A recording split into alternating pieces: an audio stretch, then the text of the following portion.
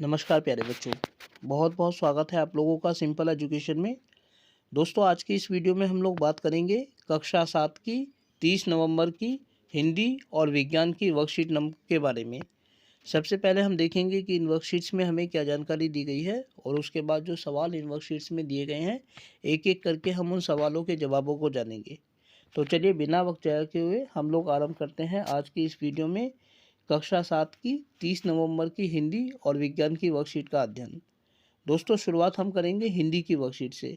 हिंदी की यह worksheet number 33 है और इसमें अपूर्व अनुभव नामक अध्याय का अध्ययन किया गया है।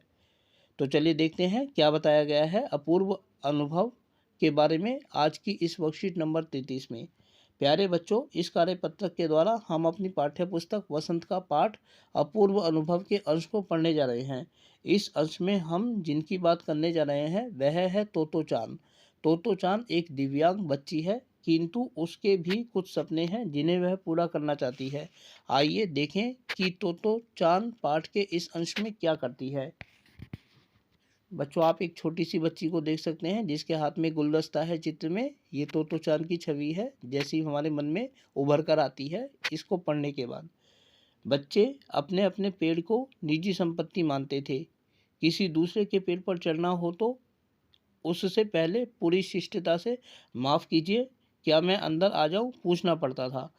यासुकी चान को पोलियो था, इसीलिए वह ना तो किसी पेड़ पर चढ़ पाता था और ना ही किसी पेड़ को निजी संपत्ति मानता था।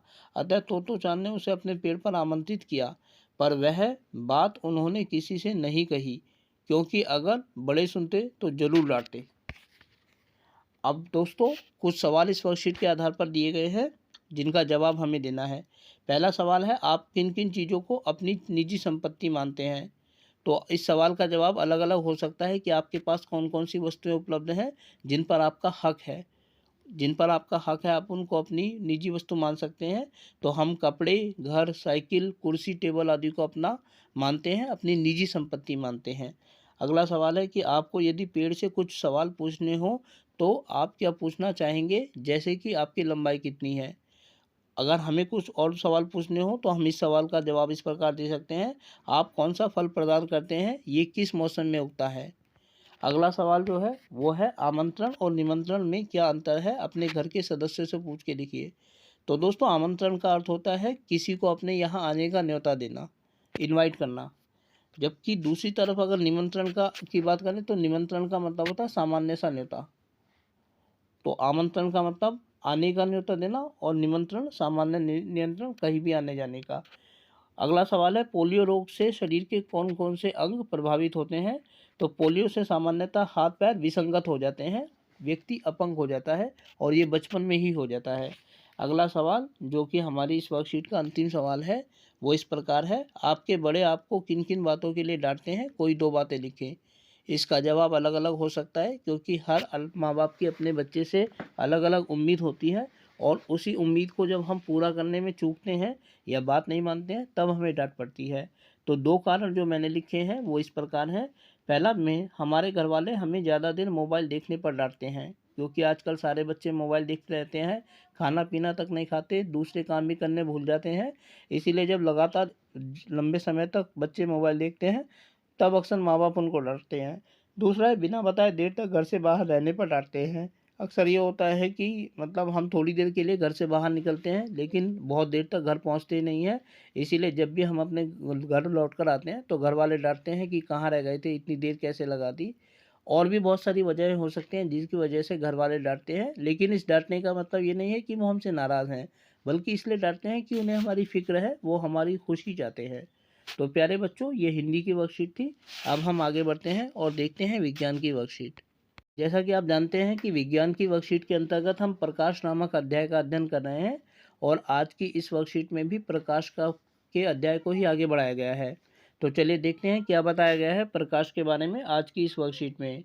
सबसे पहले प्यारे बच्चों, आप एक दो कॉर्नर पर तस्वीरों को देख सकते हैं।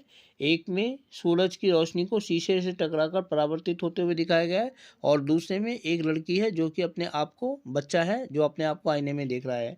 तो चलिए देखते हैं क्या बताया गया है प्रकाश के बारे में आज की इस वर्कशीट में। अमन 7वीं कक्षा का एक बहुत ही जिज्ञासु छात्र है। ने अध्ययन किया कि प्रकाश सीधी रेखा पथ पर चलता है, लेकिन उसके मन में एक सवाल बार बार आ रहा है कि जब प्रकाश किसी चमकदार पृष्ठ या सतह पर गिरेगा तो क्या होगा। उसने अपने सहपाठियों के साथ इस पर चर्चा की और फिर अपने शिक्षक से इसे समझाने के लिए कहा। उनके शिक्षक ने एक प्रदर्शन के द्वारा इसे समझाया।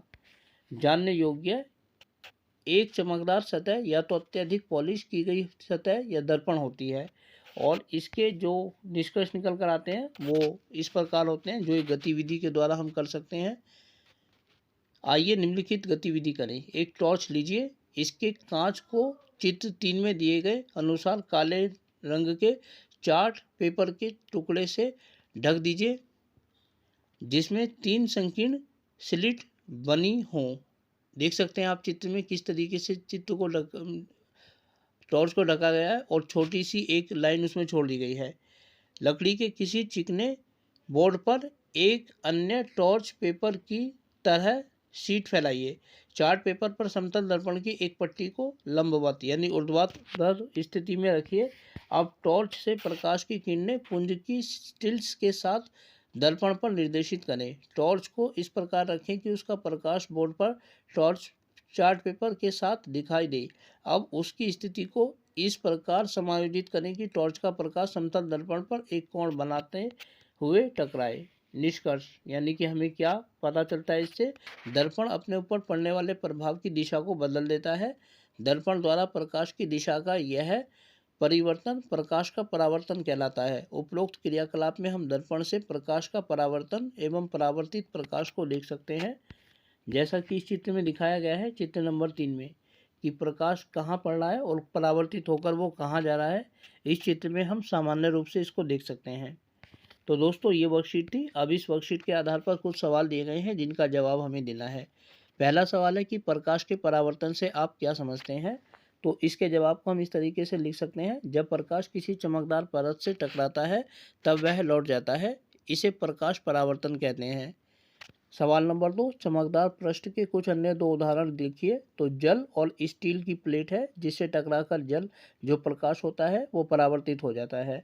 इसके बाद अन्य सवाल है तीसरा, प्रतिबिंब किसे कहते हैं। तो किसी वस्तु के आईने में बनने वाली छवि को प्रतिबिंब कहा जाता है। ये हमारे इस सवाल का जवाब है। तो प्यारे बच्चों, आज की इस वर्कशीट में हमने अध्ययन किया कक्षा 7 की हिंदी और विज्ञान की वर्कशीट का। उम्मीद करता हूं कि आपको वीडियो अच्छी लगी होगी, और साथ ही आपसे अनुरोध करता हूं कि यदि वीडियो अच्छी लगी तो वीडियो को लाइक और चैनल को सब्सक्राइब जरूर करें। इसके अलावा आगे आने वाले अन्य दिनों में अन्य वीडियोस को देखने के लिए जुड़े रहें मेरे साथ मेरे इस यूट्यूब चैनल पर, जिसका नाम है सिंपल एजुकेशन। फिलहाल आप लोगों से विदा लेना चाहूँगा। वीडियो को देखने के लिए आपका बहुत बहुत धन्यवाद।